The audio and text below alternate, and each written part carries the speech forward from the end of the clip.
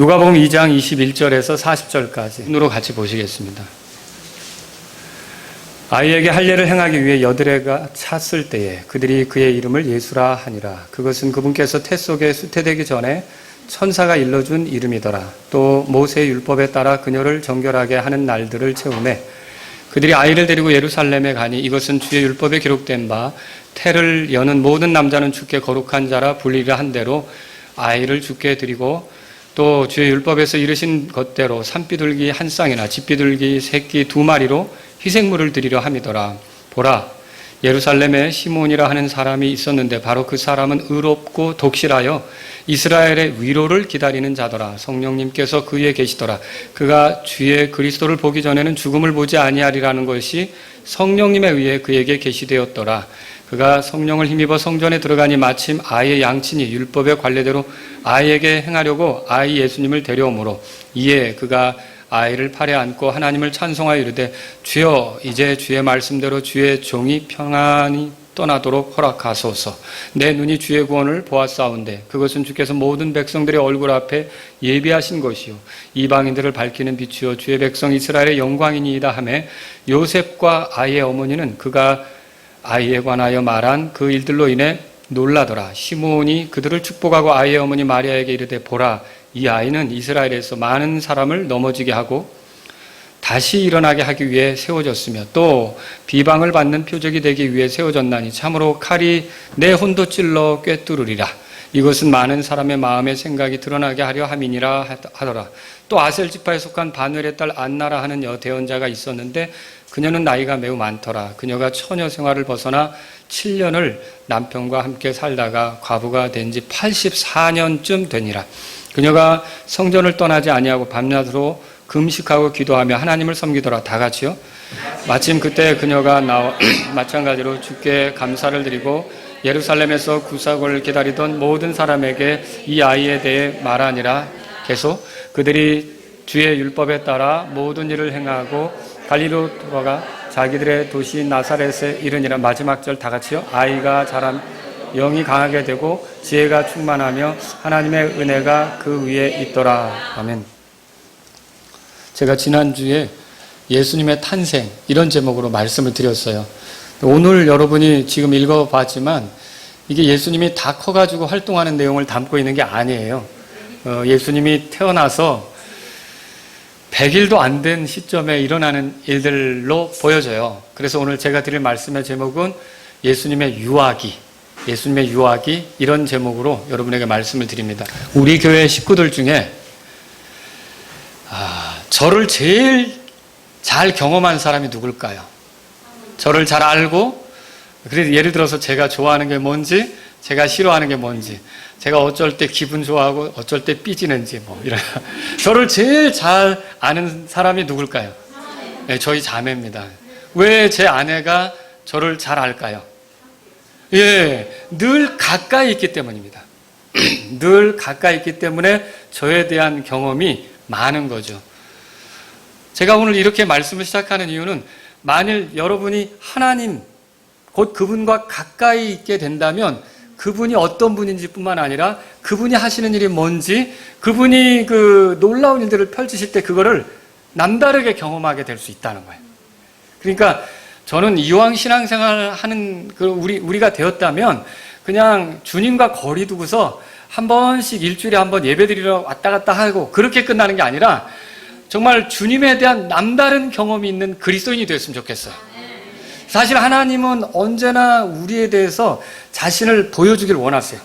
그 자신을 계시하길 원하시고요. 그리고 하나님을 가까이 한다는 게 사실 하나님의 은혜지 우리가 노력한다고 되는 겁니까?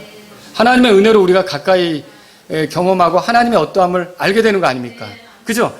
그런데 이렇게 하나님께서 우리에게 자신을 계시하고 아무리 알리려고 해도 내가 이게 주님과 거리를 두고 있으면 그런 것들이 내가 경험되기가 어려운 거예요. 이해하겠죠? 그 손바닥도 마주쳐야 할 소리가 나잖아요. 그죠? 그러니까 하나님께서 우리에게 은혜를 베푸시고 하나님께서 우리에게 다가오시고 그러면 그 은혜를 기뻐해서 나도 어떻게 하냐면 하나님께 가까이 가려고 해야 돼요. 그러면 그렇게 가까이 가면 어떤 일이 벌어지냐면 하나님이 이런 분이셨어? 하나님이 이런 일을 하고 계시네?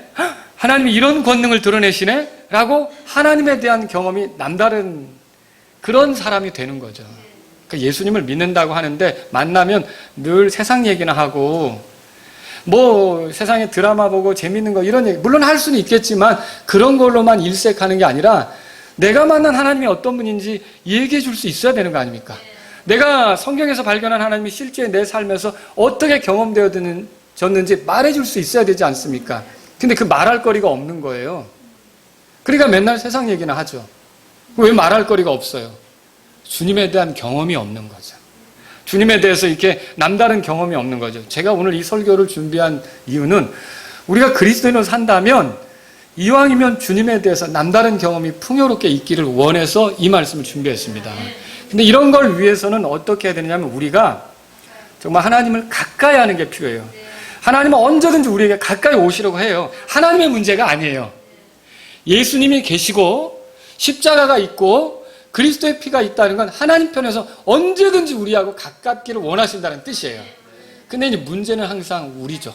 그러면 하나님과 가까이 한다는 건 어떻게 드러날까요? 이제 이거를 우리가 오늘 이 말씀을 통해 살펴보자는 거죠. 뭐 이게 우리가 성경을 보면 하나님을 가까이 했던 사람도 많고 이런 경우가 하나님을 가까이 하는 거다라고 알려주는 것도 많아요. 근데 오늘은 이 본문 안에서 등장하는 마리아하고 요셉 그리고 시므온과 안나를 통해서 이 사람들이 보여주는, 왜냐하면 이 사람들이 하나님을 가까이 했거든요. 주님을 가까이 했거든요. 그래서 이 사람들이 보여주는 것을 통해서 야, 하나님의 은혜를 알고 그걸 귀하게 여기는 사람은 이런 식으로 가까이 하는구나. 그리고 이런 식으로 가까이 할 때는 또 이렇게 놀랍게 하나님을 경험하는구나. 이런 것들을 여러분하고 한번 살펴보기를 원하는 거예요. 그러면 하나님을 가까이 한다는 건 어떤 걸까요? 세 가지로 정리를 해봤어요, 오늘도. 첫 번째는 뭐냐면요. 가난해도 하나님 말씀대로 사는 겁니다. 뭐라고요? 가난해도 하나님 말씀대로 사는 거예요. 이게 하나님을 가까이 하는 길이에요. 그러니까 늘 자신의 삶의 어떤 그 방향, 그리고 나아가야 할 길, 결정, 선택 이런 것들을 그냥 자기 기분, 느낌, 생각 이런 그 분위기 이런 거에 따라가는 게 아니라 뭐에 따라 움직이는 거예요. 그러니까 하나님의 말씀에 따라 움직이는 것이 하나님을 가까이 하는 거라는 거죠. 모세 율법에 의하면 아기가 태어났을 때 난지 여드레가 되면 할례를 주도록 했어요. 그리고 이 할례는 어떤 의미가 있냐면 하나님께서 그 이스라엘의 조상 중에 할례를 처음 하게 한 사람이 있는데 누구죠, 여러분? 아브라함이에요. 그래서 이 할례를 받는다는 건 하나님이 아브라함에게 언약하신 것에 동참한다는 표시예요. 그 사람도 아브라함의 후손으로서 하나님이 아브라함에게 주셨던 그 언약이 그도 그거를 중요하게 생각하고 그 언약 가운데 있다는 걸 표현하기 위해서 할례를 받았다라고 하는 거죠. 그래서 유대인들 가운데는 할례를 받지 않으면 유대 땅에서 활동하기가 어려워요. 왜 그러냐면 이게 아브라함의 언약에 동참한 표식인데 유대인들 자체가 할례 받지 않은 사람을 무시했어요. 예수님은 이방인에게 보내지기 위해서 온 거예요? 이스라엘에게 보내지기 위해 온 거예요? 이스라엘에게 보내지기 위해 온 거죠. 그러면 아이로 태어났을 때 예수님에게도 이스라엘 사람들을 상대해야 된단 말이에요. 이스라엘과 어울려야 된단 말이에요. 그러면 예수님에게도 필요한 게 뭐예요? 당연히 할례 받는 거죠. 예수님이 하나님의 아들이라고 해서 할례 제껴 아니라는 거죠. 예수님도 유대인들을 상대하며 살아가려면 할례를 받으실 필요가 있었던 거예요. 그래서 우리가 고린도전서 9장에서 보면 뭐 그런 거 있잖아요. 할례가 율법이 필요 없는데 율법 아래 있는 자처럼 하고 그런 말 있잖아요. 왜 그렇게 어찌하든지 한 사람이라도 더 얻고자 그렇게 한다고 그랬잖아요. 그것처럼 예수님도 유대인들을 상대해서 이렇게 유대인들을 얻고자 한다면 할례를 받는 것이 필요했다는 거예요. 근데 이게 모세 율법대로 된 거예요. 오늘 21절 보세요. 21절 같이 읽겠습니다. 시작. 아이에게 할례를 행하기 위해 여드레가 찼을 때 그들이 그의 이름을 예수라 하니라. 그것은 그분께서 태 속에 수태되기 전에 천사가 일러준 이름이더라. 그리고 공교롭게도 이렇게 여드레째 할례를 줄 때 아이의 이름을 정합니다. 이건 요한의 경우도 그랬죠. 예. 근데 예수님의 경우도 그랬어요. 근데 요셉과 마리아가 이 아이를 뭐라고 부른 거예요? 예수님이라고 불렀죠. 근데 예수님이라고 부르게 된 건 뭐예요? 그들이 장명소에 가서 이름 적은 것도 아니고 천사가 그들에게 알려준 거잖아요. 그렇죠? 천사가 그들에게 알려준 거예요. 그래서 예수라고 불렀는데요. 이게 결국 마리아가 아기를 가졌을 때 가브리엘이 찾아왔단 말이에요. 그래서 마리아에게 뭐라 그랬습니까? 보라, 내가 내 태에 수태하여 아들을 낳고 그 이름을 예수라 하리라. 누가복음 1장 31절에 이렇게 써 있어요. 근데 이게 마리아에게만 그렇게 한 게 아니라 마리아하고 정혼한 요셉에게도 요셉의 꿈에 천사가 나타나서 똑같이 가르쳐줘요. 또 마태복음 1장 21절에 이렇게 써 있죠. 마리아가 출산할 걸 알려주는 거예요. 사실 요셉은 당황스러웠겠죠. 내 아내고 나랑 정혼했는데 나랑 자지도 않았는데 아이를 낳는다니. 근데 하나님께서 알려주시면서 천사를 통해서 이게 하나님의 일이라는 걸 이해시키고 이름도 알려줘요. 성경에 이렇게 써 있어요. 그녀가 아들을 낳으리니 너는 그의 이름을 예수라 하라. 이는 그가 자기 백성을 그들의 죄에서 구원할 것이기 때문이라. 그러면요, 이 아이의 이름을 예수라고 부르는 것은 하나님의 뜻이었던 거예요. 그리고 이 아이에게 예수라는 그런 이름을 붙여준 것은 이 아이가 하나님의 뜻 가운데 출생한 아이라는 걸 보여주고 있는 거죠. 그리고 이 아이에게 예수라는 이름을 붙인 것, 이 아이야말로 많은 사람을 죄에서 구원하기 위해서 온 그분이라는 걸 제시하는 것과 같다는 거죠. 세상을 향해서. 자, 이런 사실들을 볼 때 요셉과 마리아는 가난했는데요. 율법대로 할례를 줘요. 주의 율법대로 할례를 줘요. 그리고 천사를 통해 온 주의 말씀대로 아이의 이름도 뭐라고 해요? 예수라고 하죠. 자, 주의 율법대로 하고 주의 말씀대로 하는 걸 보여주죠. 또 22절 읽어보세요. 다 같이 읽겠습니다. 시작. 또 모세의 율법에 따라 그녀를 정결하게 하는 날들을 채우매 그들이 아이를 데리고 예루살렘에 가니, 모세의 율법에 의하면 산모는 정결하게 하는 날을 채워야 돼요. 구약에 읽어보신 분은 알 텐데요. 아들을 낳으면 33일, 딸아이를 낳으면 66일을 정결케 하는 의식을 이제 기간을 갖고, 그러니까 산모와 아이가 일반 사람들하고 격리되어서 있었던 거예요. 근데 이거를 율법대로 그렇게 했다는 거예요. 그리고 그것을 끝내고서 어떻게 해요? 아이를 데리고 예루살렘에 간 거예요. 자, 그리고 그 아이를 23절에 보세요. 23절. 다 같이 읽겠습니다. 시작. 이것은 주의 율법에 기록된 바 태를 여는 모든 남자는 주께 거룩한 자라 불리라 한 대로 아이를 주께 드리고, 아이를 주께 드린다니까 오해는 하지 마세요. 이교도들 가운데 몰래 숭배 있잖아요. 자기의 자녀를 바치는 거. 그렇게 아이를 죽이는 게 아니에요. 이건 뭐냐면 이스라엘 백성이 출애굽할 때 처음 난 것이 다 죽을 때 말이에요. 이스라엘에 처음 난 자들은 살았잖아요. 하나님께서 처음 난 것은 내 것이라고 했잖아요. 그래서 처음 난 것을 하나님께 돌리고 그 처음 난 것을 대신해서 짐승을 희생시키고 이렇게 했잖아요. 속량했잖아요. 자, 이런 것처럼 말하자면 마리아의 가정에, 요셉의 가정에 이 예수님이 맏아들로 난 건데 첫째인데 하나님께 속한 거다. 하나님이 주셔서 얻은 아들이라, 이런 표시로 그런 의식을 했다는 얘기예요. 아시겠죠? 자, 그 다음에 24절 보세요. 근데 이것도 어떻게 한 거예요? 여기 보니까 23절에 주의 율법에 기록된 대로 한 거예요. 그리고 24절 다 같이 읽겠습니다. 시작. 또 주의 율법에서 이르신 것대로 산비둘기 한 쌍이나 집비둘기 새끼 2마리로 희생물을 드리려 함이더라. 이건 또 왜 이렇게 했을까요? 자, 모세의 율법에 의하면 이제 여자가 어쨌든 아이를 낳고 피를 흘리고 그렇게 지냈잖아요. 이 산모가 정결하게 되는 예식이 필요한 거예요. 그래서 속죄 희생을 드려야 되는 거예요. 죄 헌물을 드려야 되는 거죠. 근데 부자 같으면 뭐 소도 드릴 수 있고 양이나 염소도 드릴 수 있는데 가난한 경우는 어떻게 하는 거예요? 비둘기를 재료로 해서 하나님께 헌물을 드렸던 거예요. 그런데 여기 보니까 이 야곱과 마리아는 뭘로 지금 드리려고 하는 것 같아요? 바로 이 산비둘기 한 쌍이나 집비둘기 새끼 2마리로 희생물을 드리려고 했다는 거죠. 그러면 우리가 이걸 비춰볼 때 부유한 집 같아요? 가난하죠. 가난한데 그럼에도 불구하고 하나님께서 드리라고 했으니까 누구 말씀이었어요? 네, 주의 말씀이었죠. 그래서 이 마리아를 정결케 하는 예식으로 그렇게 했다는 거죠. 자, 이 구절들을 쭉 보세요. 여러분, 이게 뭘 말하고 있는가? 가난한데도요, 마리아하고 요셉은 어떻게 하냐면 주의 말씀대로 해요. 아이를 얻었을 때 주의 율법대로 8회째 되니까 할례를 행해요. 그리고 또 정결하게 이렇게 분리되는 기간을 율법대로 가져요. 그리고 그걸 끝나니까 또 아이를 데리고 하나님께 바치기 위해서 가요. 그것도 율법대로 하는 거예요. 그리고 또 어떻게 합니까? 이렇게 그 여자가 죄업물을 드려야 되는 그것도 역시 율법대로 그렇게 해요. 자, 이 모든 것들을 다 보세요. 그리고 이름을 짓는데도 자기 생각대로 하는 게 아니라 천사를 통해 주어진 주의 말씀대로 해요. 이 모든 것들은 요셉과 마리아가 하나님을 가까이 하려고 하는 그런 모습이라는 거죠. 자, 이렇게 가까이 하는 자들 안에 하나님께서 말하자면 그들에게 예수님을 맡기셨고 예수님을 양육해 볼 수 있는 기회를 갖게 하셨고 이렇게 했던 것을 성경을 통해 알 수가 있는 거죠. 이런 건 남다른 경험 아닙니까? 누가 이런 경험을 할 수가 있어요? 도대체 우리 중에 구원자를 양육시켜 본 가정은 없잖아요. 그죠?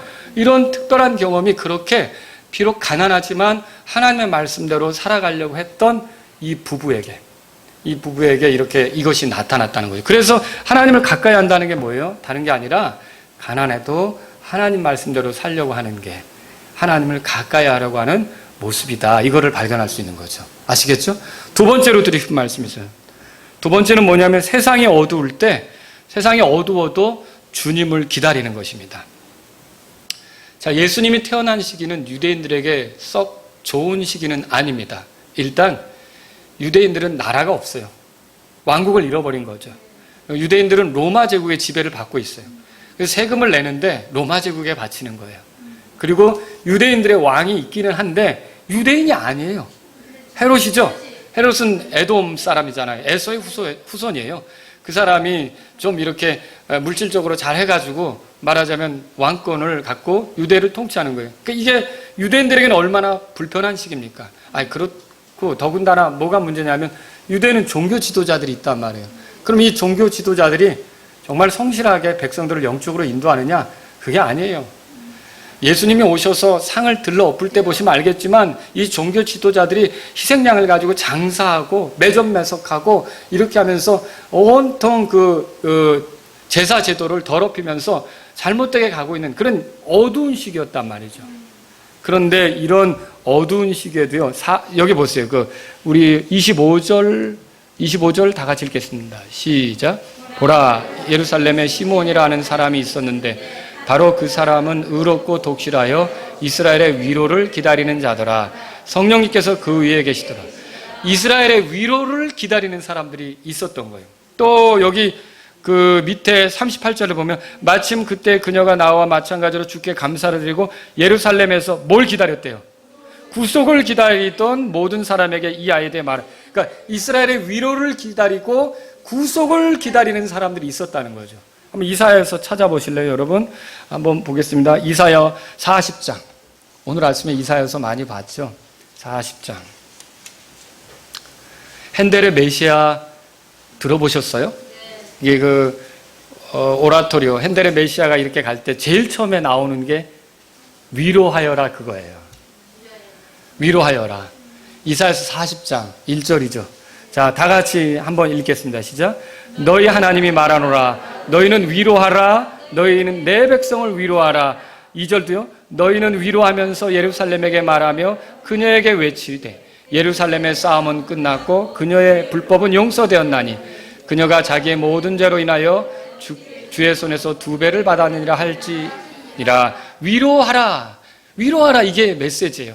그러니까 이 위로하라는 메시지는 왜 죄 용서는 어떻게 이루어지고 위로하라는 메시지는 어떻게 성취되는 거예요? 메시아가 오면 성취될 일이에요. 자, 또 찾아보세요. 49장 펴보세요. 이사야서 49장 찾으셨으면 13절 읽겠습니다. 다 같이 읽겠습니다. 시작. 오 하늘이여 노래하라. 오 땅이여 기뻐하라. 오 산들이여 소리내어 노래하라. 주께서 자신의 백성을 위로하셨은즉 자신의 고난받는 자들에게 긍휼을 베푸시네요. 51장 가보세요. 51장 3절 다 같이 읽겠습니다. 시작. 주가 시온을 위로하되 그녀의 모든 피폐한 곳을 위로하여 그녀의 광야를 에덴같이 그녀의 사막을 주의 동산같이 만들리니 그 안에 기쁨과 즐거움과 감사와 노랫가락 소리가 있으리라. 57장 가보세요. 57장. 자, 계속 반복되는 게 뭔지 생각해 보면서 읽어보세요. 18절 다 같이 읽겠습니다. 시작. 내가 그의 길들을 보았은즉 그를 고쳐주리라. 또 그를 인도하여 그와 및 그의 슬퍼하는 자들에게 위로를 회복시켜 주리라. 자, 제가 지금 몇 구절을 계속 읽었는데 이사야 대언자가 이스라엘 백성에 선포하는 메시지는 위로였어요. 자, 하나님께서 이스라엘, 흩어진 이스라엘, 그 나라를 잃어버린 이스라엘, 죄 때문에 망가진 이스라엘, 이들에게 위로를 선포하셔요. 자, 이 위로는 그들의 죄들의 용서와 함께 그들에게 주어질 건데, 이 위로는 도대체 어떤 것을 통해 이 위로가 주어지겠습니까? 메시아를 통해서 주어지는 거예요.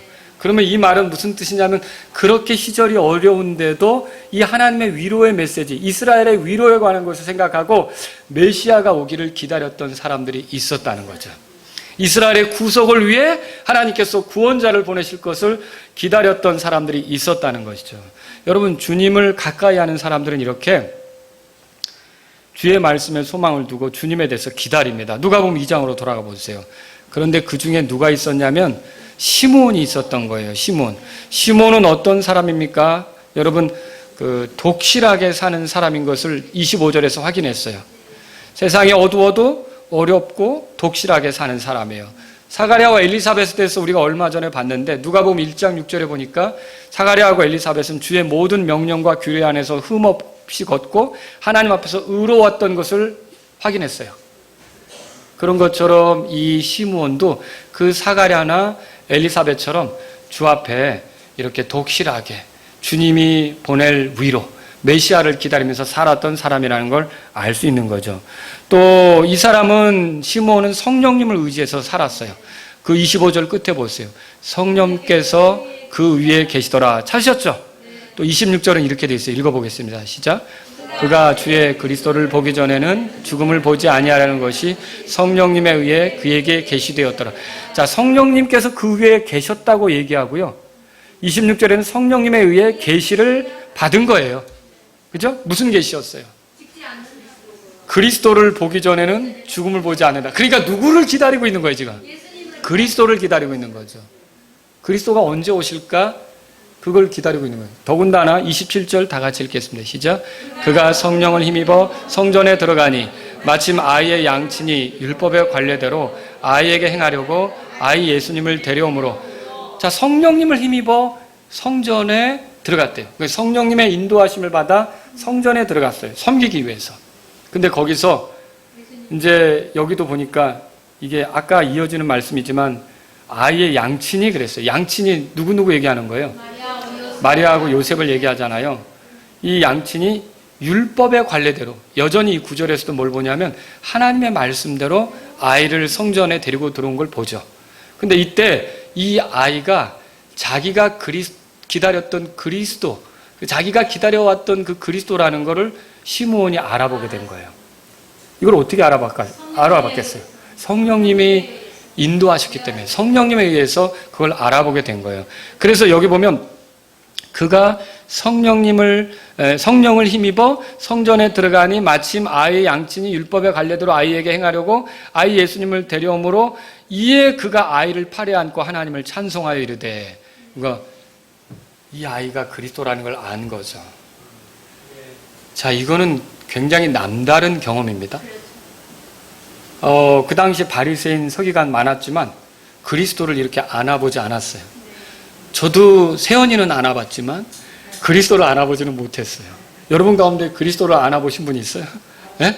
이건 남다른 경험이죠. 근데 어떻게 이런 특별한 경험을 할 수 있었을까요? 그는 하나님의 은혜를 소망하며 그 은혜 안에서 어떻게 했냐면 하나님을 가까이 하는 삶을 살았던 거예요. 근데 그가 하나님을 가까이 했던 게 어떻게 표현이 됐냐면 이렇게 주님을 기다리면서 성령님을 의지하여 사는 삶으로 나타났다는 거죠. 오늘날도 여러분과 제가 성령님을 의지하여 사는 것이 하나님을 가까이 하는 표시라는 것을 기억하시기 바랍니다. 육신적으로 가고 육신대로 살고 이렇게 하는 것이 아니라 성령님을 의지해 사는 것이 하나님을 가까이 하는 표시라는 것을 알아야 돼요. 이 사람에게 나타나는 표현 보세요. 그의 위에 성령님이 계셨고 그 성령님이 그에게 계시를 주었고 그가 성령님에 의해서 성전에 들어갔고 성령님과 동행하는 삶을 보여주고 있지 않습니까? 오늘날 여러분 성령님 모셨어요? 딴 데 계세요? 성령님 어디 계셔요? 내 안에 계시죠? 근데 딴 데 계신 것처럼 생각하면 안 돼요. 그죠? 딴 데 계신 것처럼 생각하면 안 된다는 거죠. 우리는 순간순간 내가 하는 것이 지나치지 않는지, 성령님이 이걸 불편해하지 않을지, 성령님이 이거를 기뻐하실지. 그러면 성령님이 기뻐하는 걸 어떻게 알 수 있어요? 말씀대로 할 때는 성령님이 기뻐하셔요. 근데 내가 육신의 욕심을 따라갈 때는 성령님이 불편하실 수밖에 없는 거죠. 그래서 이렇게 말하자면 그 하나님을 가까이 하는데 주님을 가까이 한다는 것이 육신을 따르지 않고 성령님을 따라 사는 것으로 드러난다라고 하는 거죠. 시몬은 성전에서 아이 예수님을 만났어요. 27절 지금 읽었죠? 그리고 찬송합니다. 28절 다 같이 읽겠습니다. 시작. 이에 그가 아이를 팔에 안고 하나님을 찬송하여 이르되 뭐라고 찬송합니까? 두 가지 여기 찬송이 있어요. 첫째는 하나님께서 자기에게 계시한 대로 약속을 이루신 거예요. 하나님이 뭘 계시하셨죠? 그리스도를 보지 않고는 죽지 않는다. 그렇죠? 죽지 않는다 그랬죠? 그러면 반드시 그리스도를 본다는 약속 아닙니까? 근데 아이를 대면했을 때 어떻게 된 거예요? 그 약속이 성취된 겁니까? 당연하죠. 그리스도를 보았죠. 자, 이제 이렇게 된 거예요. 그래서 주의 말씀대로 종이 이제 떠나는 걸 허락해 달라고 29절에 얘기합니다. 29절에 시작. 주여 이제 주의 말씀대로 주의 종이 평안히 떠나도록 허락하소서 그랬어요. 그러면 여러분 이 시므온은 이제는 죽어도 괜찮다는 거죠. 여러분이 예수님을 알기까지는요, 죽는 것은 손해입니다. 이거 아주 끔찍한 거예요. 그 사람들이 살기 어려우면 자살을 택하는데 여러분 예수님을 알기 전에 스스로 목숨을 끊는 건 비극입니다. 이건 끔찍한 거예요. 그리고 예수님을 만나면 죽지 않게 되죠. 왜요? 그분 안에 소망이 생겼는데요. 그런데 주께서 내 생명을 데려가시면 그때도 내가 서운하지 않아요. 속상하지 않아요. 왜냐하면 나는 그 예수님이 우리의 죄 때문에 죽으시고 부활하신 것처럼 나 역시 예수님 안에서 부활할 날이 있기 때문에. 그렇죠. 예수님이 왔다는 걸 알고 예수님이 나 때문에 십자가에 달렸다는 걸 알고 예수님의 피로 내 죄의 용서가 이루어졌다는 걸 알고 예수님이 부활해서 살아계시다는 걸 알고 예수님이 하늘에서 날 기다리신다는 걸 알 때는 시므온처럼 이제 떠나도 좋습니다라는 말이 나오는 거예요. 여러분 내가 어느 때인지 모르지만 주님이 나를 취하신다 해도 주여 감사합니다. 이렇게 하실 수 있습니까? 이건 그리스도를 알 때, 그리스도를 만났을 때 가능한 일인 거죠. 시몬이 그렇게 했던 거예요. 자, 그 다음에 여기 30절에 이렇게 써 있죠. 30절 다 같이 읽겠습니다. 시작. 내 눈이 주의 구원을 보았사온데, 이 아이를 놓고 주의 구원을 보았다고 그렇게 말했어요. 그러면 구원이라고 하는 건 예수님을 떠나서 생각할 수 있습니까?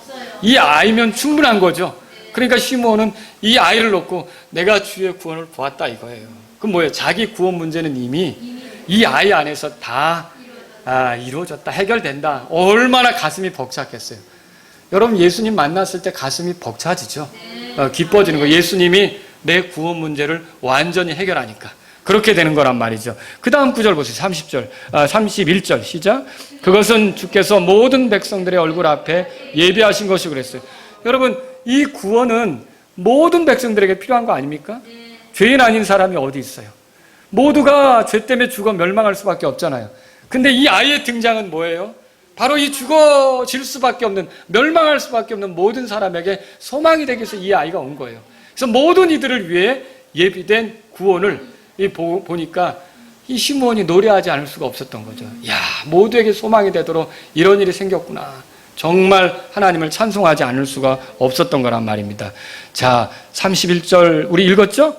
두 번째로 시므온이 왜 찬송을 합니까? 하나는 자신에게 보인 그 계시, 이걸 이루셨기 때문에 찬송하는 거고, 두 번째는 자신의 품 안에 있는 아이의 특별함 때문에 주를 찬송합니다. 32절 다 같이 읽겠습니다. 시작. 이방인들을 밝히는 빛이요 주의 백성 이스라엘의 영광이니이다. 자, 여기에는요 시므온이 어떻게 알고, 시므온은 유대인이잖아요. 근데 이방인들을 밝히는 빛, 그러면 또 이스라엘의 영광 이렇게 돼 있어요. 그러니까 이 아이는 유대인이든지 이방인에게든지 소망이 되는 아이란 말이에요. 온 인류가 누구를 통해 구원받아요? 이스라엘 사람이든지 우리와 같은 이방인이든지 다 예수님을 통해 구원받는 거예요. 근데 우리를 구원할 구주가 자기 품에 있는 거예요. 자기 품에 있는 거예요. 얼마나 놀라운 일입니까? 그래서 이걸로 인해 찬양할 수밖에 없었던 거죠. 특히 여기 이방인들을 밝히는 빛, 그 다음에 이스라엘의 영광, 이 빛이나 영광은 다 하나님을 표현하는 거예요. 하나님이 빛이시라는 거 아시죠? 하나님이 영광 중에 계신 거 아시죠? 근데 이렇게 하나님께서 말하자면 온 인류의 소망이 되기 위해 이 아기로 내 앞에 와 있다는 거, 이런 것들을 노래할 수밖에 없었던 것이죠. 이게 시므온이 남다른 경험을 하면서 주님을 찬송했다라고 하는 것이죠. 자, 이걸 들을 때 요셉과 아이의 어머니는 어땠습니까? 33절 읽겠습니다. 시작. 요셉과 아이의 어머니는 그가 아이에 관하여 말한 그 일들로 놀라더라 그랬어요. 여러분, 이미 마리아는요 천사의 방문을 받았어요. 그리고 요셉에게 준 계시도, 꿈으로 받은 계시도 들었을 거 아닙니까? 그리고 아이를 낳기 위해 베들레헴까지도 여행했어요. 그리고 베들레헴에서 또 목자들이 찾아온 것도 경험했어요. 그리고 목자들이 와서 무슨 얘기했어요? 천사들이 나타나서 이런 찬양을 했다라고 들려주지 않았습니까? 자, 그런 것들이 다 마음에 있는 거죠. 근데 거기다가 지금 시므온이 또 이렇게 하니까 어때요? 더 분명하게 이 아이의 특별함, 하나님께서 이 아이를 통해 인간에게 소망이 되는 엄청난 일을 할 것에 대한 기대를 갖지 않았겠습니까? 바로 그런 순간이 이 순간이 되었던 것이죠. 시므온은 또 어떻게 했습니까? 그들을 축복하고 아이의 미래에 대해서도 말했어요. 34절 읽어보겠습니다. 34절 시작.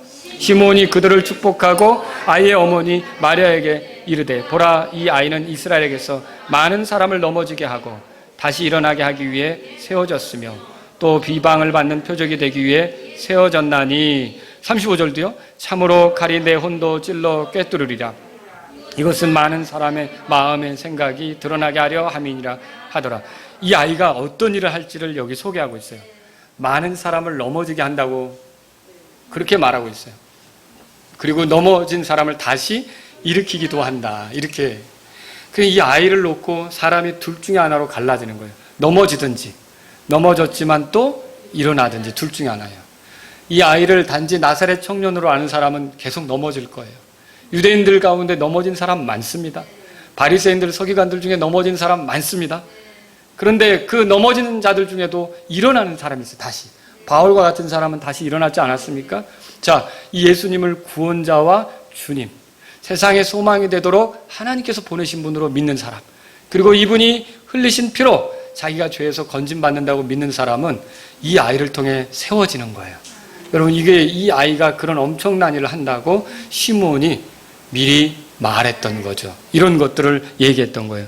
자, 여러분, 하나님을 가까이 한다는 건 뭡니까? 세상이 아무리 어려워도 하나님의 위로를 기다리며 소망하는 것입니다.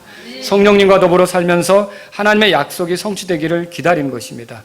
자, 그렇게 하는 사람이 여기 시므온이 보니까 남들이 알아보지 못한 그리스도를 알아보고 남들이 경험하지 못한 것을 경험하면서 노래하게 되는데, 저와 여러분도 이렇게 늘 그리스도를 기다리면서, 기다리는 건 두 가지예요.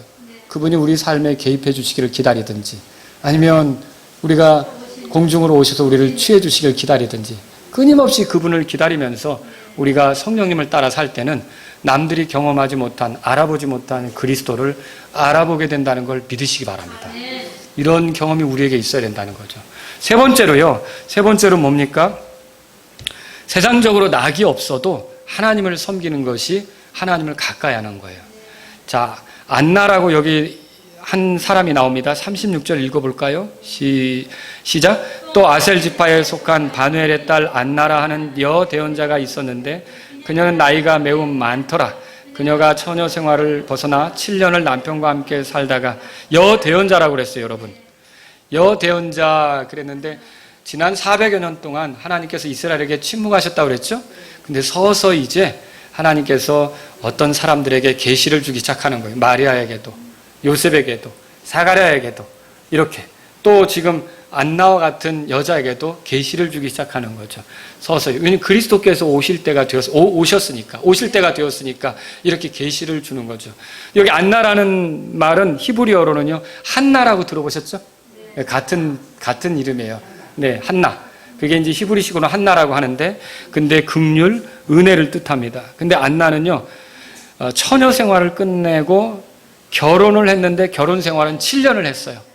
그리고 과부 생활은 84년을 했어요. 굉장히 오래 한 거 아닙니까? 84년을 남편을 잃어버리고 혼자 산 거죠. 우리가 이렇게 볼 때 추측해 볼 수 있는 거는 100세 이상 이 여자가 되었을 거로 추측이 돼요. 근데 보세요. 결혼하면 즐거움이 뭐예요? 여러분, 아내의 즐거움은요, 이거 남편들 잘 알아야 됩니다. 남편이 나를 사랑해 주는 거죠. 아니세요? 맞죠? 그 남편의 즐거움은 뭐예요? 아내의 지지와 사랑을 끊임없이 받는 거죠. 그런 거예요. 근데 때로 이렇게 아내를 잃어버리거나 남편을 잃어버린다는 건 굉장히 힘든 일이 되는 거예요. 그러니까 사람이 충격받는 것 중에 뭐가 제일 큰 충격이냐라고 이렇게 조사를 하면 배우자를 잃어버릴 때가 제일 큰 충격이라고 하잖아요. 근데 이렇게 배우자를 잃어버리고 낙도 없이 84년이나 사는 거예요. 재혼도 안 하고 84년이나 사는 거예요. 근데 이렇게 살면서도 그럼 안나는 뭘 했느냐? 변함없이 하나님을 섬기는 여자로 있었던 거죠. 여러분 거기 37절 한번 읽어보겠습니다. 시작. 과부가 된 지 84년쯤 되니라. 그녀가 성전을 떠나지 아니하고 밤낮으로 금식하고 기도하며 하나님을 섬기더라.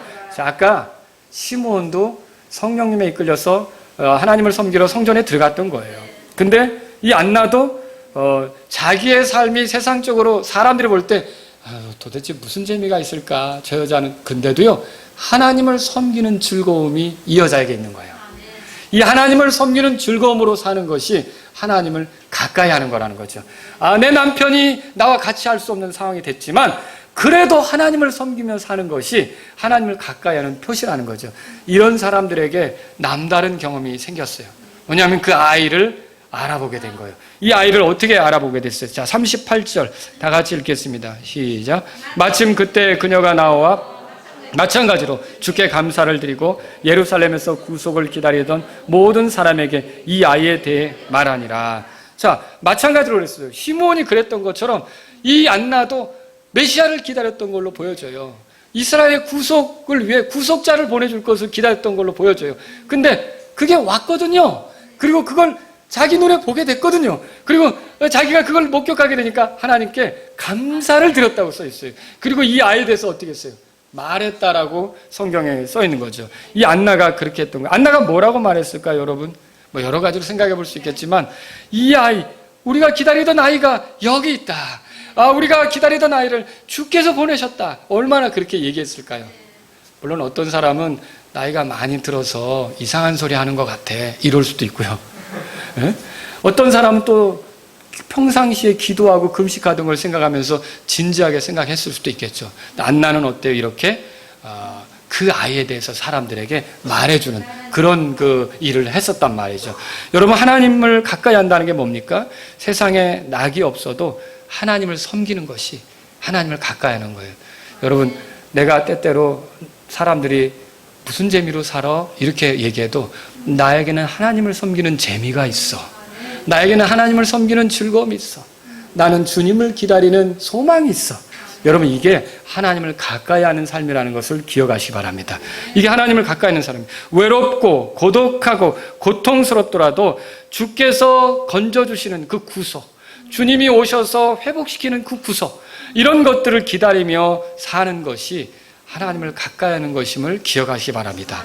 요셉과 마리아는 율법에 따라 모든 일을 행하고 집으로 돌아갔어요. 39절도 보세요. 39절 읽겠습니다. 시작.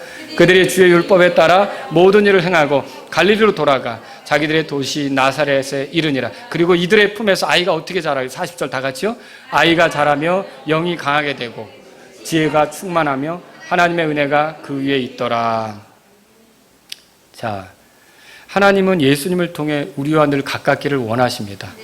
하나님이 우리랑 가깝게 되길 원한다는 표시가 예수님이에요. 십자가예요. 그리스도의 피예요. 근데 문제는 우리라 그랬죠. 근데 우리가 하나님을 가까이 하는 건 뭡니까? 오늘 몇 가지로 찾았어요. 가난해도 하나님 말씀대로 살려고 하는 거예요. 세상이 어두워도 어때요? 주님을 기다리면서 사는 거죠. 낙이 없어 보여도 하나님을 섬기는 그런 것이 우리가 하나님을 가까이 하는 거라는 걸 이 사람들을 통해 보았어요. 자, 여러분, 제가 이 말씀을 통해서 주님을 더 경험하도록 두 가지 말씀드리고 끝낼게요. 첫째는 하나님 말씀대로 사시라고 여러분에게 권해드립니다. 하나님 말씀대로 사십시오. 요셉과 마리아는 이 점에서 신실했어요. 그들은 주의 말씀을 가볍게 다루지 않았어요. 천사를 통해 전해진 말이든지 성경에 기록된 율법에 제시된 말씀이든지 이들은 다 그걸 존중하며 갔던 거예요. 자, 주께서 이런 남자와 이런 여자에게 자신의 아들을 맡기셨어요. 주께서 이 땅에 구원자를 보낼 때 누구에게 보낼까 생각하지 않았겠어요? 여러분은 여러분이 낳은 아이들을 아무나 돌봐주는 거 괜찮습니까? 아무나에게 맡기는 거 괜찮습니까? 그렇게 할 수 없을걸요? 하나님은 자신의 아들이 세상에 오는데 그 아이잖아요. 예수님이 아이로 왔는데 이 아이를 아무 집에나 태어나게 하시는 거 여러분 그렇게 생각하십니까? 그렇지 않다는 거죠. 어느 가정에 그 아이를 줄지 하나님도 생각하셨을 거 아닙니까? 그런데 누가 눈에 들어온 겁니까? 마리아하고 요셉이 맺어진 그 가정이면 됐다. 그 가정에 보내야겠다. 왜 그랬을까요? 이 사람들은 나이는 어리지만 하나님의 말씀대로 살려고 하는 게 있었다는 거죠. 여러분, 하나님 말씀대로 하려고 했던 게 있었던 거예요. 여기 성경을 가만히 보세요. 22절에 그 모세 율법에 따라 했다고 돼 있어요. 23절에 주의 율법에 기록된 바 이렇게 하고 그대로 하려고 했다고 했어요. 그 다음에 24절에 주의 율법에서 이루신 것대로 그렇게 했다고 써 있어요. 거기 그 7절에 보세요. 율법의 관례대로 아이에게 행하려고 양친이 움직였다고 그렇게 써 있어요. 찾으셨죠? 39절에 거기 보세요. 39절에 뭐라고 써요? 그들이 주의 율법에 따라 모든 일을 행하고. 그러니까 이 마리아하고 요셉의 삶은 어리지만 이제 막 결혼한 신혼부부인데도 어떻게 사는 거예요? 주의 말씀대로 하려고 하는 게 있었던 거죠. 바로 이 가정에 주님께서 자신의 아들을 맡기셨던 거예요. 놀라운 거 아닙니까? 여러분 이걸 잘 생각하라는 거예요. 자, 이 말씀에 의해 오늘날 우리가 우리 자녀들을 생각할 때도 도전을 드리고 싶어요. 여러분의 가정에 주어진 아이들은 하나님께서 보실 때 이 아이는 이 가정이면 좋겠다라고 생각해서 주신 아이들이란 말이에요. 하나가 됐든 둘이 됐든 셋이 됐든 내 배로 나왔든 입양으로 거두어서 키우든 어떤 경우든 그 집에 그 아이를 주는 것은 이 아버지와 이 어머니 밑에서 크면 좋겠다라고 생각하셔서 하나님께서 그 아이를 넣어주신 거라는 거죠. 그러니까 이 아이를 짐으로 여기면 안 되는 겁니다. 아이를 귀찮은 대상으로 여기면 안 되는 겁니다.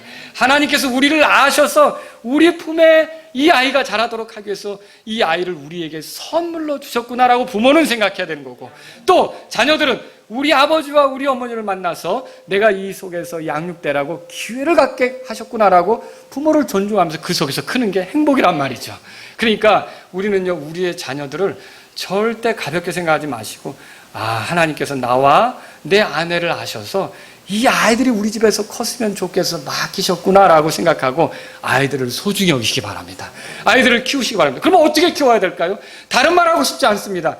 이 요셉과 마리아가 키운 것처럼 어떻게 해요?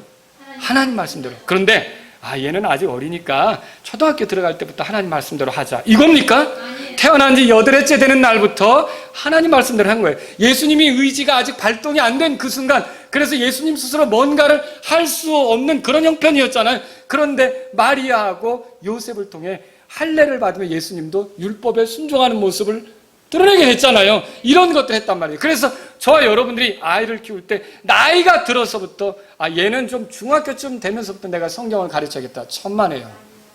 언제부터 해야 됩니까? 이 아이가 태어나서 이 유아기 때부터, 아이 때부터 하나님 말씀대로 내가 이 아이를 키워서 이 아이가 하나님 말씀대로 살아가는 아이가 되도록 도와야겠다는 생각을 가져야 돼요. 그게 여러분에게 자녀를 맡기신 하나님의 뜻인 것을 기억하시기 바랍니다. 또 그렇게 살 때 여러분의 삶, 여러분의 가정에서는요, 하나님을 가까이 하는 삶이기 때문에 남다른 경험을 하게 될 줄로 믿으시기 바랍니다. 이걸 우리가 성경을 통해 보는 거죠. 두 번째로 여러분에게 드리고 싶은 말씀은요, 메시아를 기다리면서 살라는 거죠. 그리스도를 기다리면서 사세요. 도대체 여러분은 요즘의 추구가 뭡니까? 내 삶에서 주님이 개입하시는 것을 여러분 원하십니까? 주님, 내가 혼자 살아가는 삶이 아니라 주님이 개입하는 삶이기를 원합니다.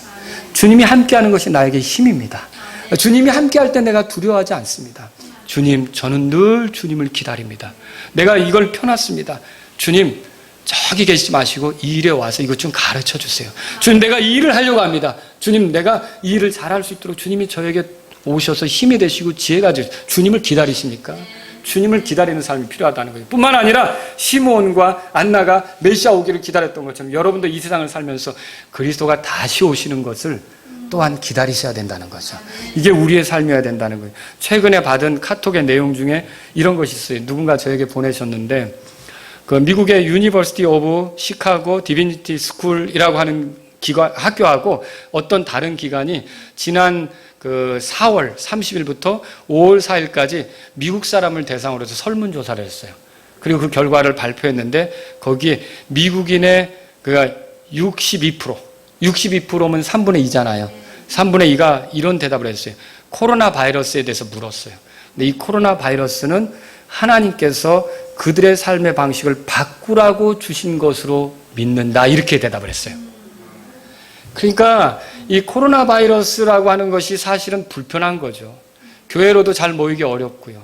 그렇잖아요? 그리고 평상시 교제하는 것도 원활히 할 수 없고요. 아니, 사업을 하는 사람이면 이전처럼 활발하게 거래처 다닐 수도 없고요. 얼마나 여러 가지 힘듭니까? 근데 그 속에서 뭘 발견했냐면, 이 코로나 바이러스가 우리 시절에 도래하게 된 거는 우리가 이 하나님을 섬기는 것, 이런 것들, 그 안에서 삶의 방식을 바꾸라는 뜻으로 이거를 주셨구나. 사실 여러분, 이 코로나 바이러스가 닥치니까 예전에 그렇게 감사를 느끼지 못했던 게 감사하게 느껴지지 않습니까? 네. 옛날에 그냥 자연스럽게 하던 것이 하나님이 허락하셔야 가능하구나 느끼지 않았습니까? 예배 한 번을 드리려고 해도 쉽지 않은데 이게 정말 은혜였구나 이거 느끼지 않습니까? 네. 여러분, 이 시기 속에 우리가 생각해야 될 게 뭡니까? 하나님이 삶의 방식을 바꾸라고 이렇게 이 시기를 주셨구나. 삶의 방식을 바꾼다는 건 다른 거 아닙니다. 이 삶 속에 계속 그리스도를 초청하고 내 안에 계시지만 내가 딴짓하지 않고 주님, 나 주 없이는 할 수 없어요. 내가 주님 떠나서 어떻게 뭔 열매를 맺습니까? 내 안에서 주님이 이 모든 걸 주장하셔서 일하셔요. 이렇게 주님을 초청하고 함께 하려고 하는 그런 게 우리 삶에 계속 있어야 된다는 거죠. 또 이런 일이 있었어요. PW 리서치 센터라고 하는 미국 기관입니다. 여기서 이렇게 또 이 코로나로 인해 말하자면 설문조사를 한 거예요. 그런데 이 중에 많은 사람에게 조사했어요. 근데 교회에 가지 않았던 3,500만 명의 미국 사람들이 교회도 가지 않고 거의 기도도 하지 않았던 3,500만 명의 미국 사람들이 3,500만 명이 굉장히 많잖아요. 기도하기 시작했대요. 그러니까 이 상황이 어려워지니까 어떻게 한 거예요? 기도하기 시작했다는 거죠. 여러분, 하나님이 도와줬으면, 하나님 우리를 지켜줬으면, 하나님 우리를 보호해줬으면 하는 마음을 가지고 기도하기 시작했다는 거죠. 여러분, 오늘날 우리에게도 이런 게 필요하지 않습니까? 세상이 어둡고 어려워질 때 주의 위로와 구속을 기다렸던 시므온, 안나처럼 우리가 이게 주님이 우리의 삶에 개입해 주시고 주님이 도와주시길 바라고 주님이 건져주시길 바라고 이런 것들이 우리에게 있어야 되지 않습니까? 여러분이 하나님을 더 경험하고 그리고 그분을 정말 가까이 하면서 그런 경험이 있기를 원한다면 이렇게 주님께 날마다 초청하세요. 하루아침, 이 아침에 일찍 눈 뜨면 주님, 오늘도 하루가 시작되었습니다. 제 삶에는 주님이 필요합니다. 주님을 초청합니다. 저 주님과 거리 두고 살기 싫습니다. 제 삶의 주인이 되셔서 저와 함께 걸으시고 제가 주님께 맞추는 하루가 되게 해주세요. 여러분, 주님을 초청하시기 바랍니다. 이것이 주님을 기다리는 거예요. 이것이 주님을 사모하는 거예요. 우리가 이 세상을 살아가는 동안 그렇게 되면 어떻게 될까요? 절망할 필요 없어요. 세상이 어두워도 낙심할 필요가 없어요. 또 달아날 필요가 없어요. 오늘 우리가 말씀 아침에 들은 것처럼 주님이 함께 하심을 경험하면서 두려움 없이 살아갈 수 있게 된다는 거죠. 저는 여러분과 제가 이런 삶을 살게 되기를 바랍니다. 자, 저는 오늘 이렇게 말씀드린 거예요. 이 세상에 많은 사람들이 살지만 하나님이 그들을 가까이 하시길 원하는데 다 가까이 하는 건 아니라 그랬어요. 그런데 그럼에도 불구하고 하나님의 은혜를 귀하게 여기며 하나님을 가까이 하려고 하는 사람은 특별한 그 남다른 경험을 하게 된다고 말씀드렸어요. 저는 여러분들이 이렇게 하나님이 우리와 가까이 하시려고 할 때 그분께 가까이 하는 삶을 통해서 남다른 경험, 그 그리스도에 대해서, 하나님의 은혜에 대해서 더 풍성한 경험을 하면서 다른 이들에게 간증하고 담대히 살아갈 수 있는 저와 여러분들이 될 수 있기를 바라서 이 말씀을 드렸습니다. 기도하겠습니다. 오늘 이 말씀을 들으신 여러분 가운데 하나님, 제가 정말 주님을 가까이 하는 삶이 되기를 원합니다. 하나님께서 이렇게 저를 가까이 하기를 원하시는데 제가 주님을 가까이 하기를 원합니다. 이런 분이 있다면 기도하세요. 하나님, 제가 남다른 경험을 주님 안에서 하기를 원합니다. 제가 밋밋하게 인생을 사는 게 아니라 제 나머지 삶으로 하나님을 더 풍성히 경험하는 그런 삶이 되기를 원합니다. 이런 분들이 있다면 이 시간 주님께 기도하십시오.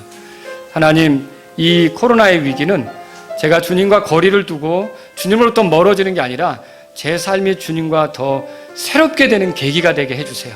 제가 더 주님과 친밀해지고 이제 모든 게 정상화가 되면 열정적으로 주님을 섬길 수 있는 그런 사람이 되도록 제 마음을 변화시켜 주세요. 여러분, 이 시간 주님을 생각하면서 기도하시기 바랍니다.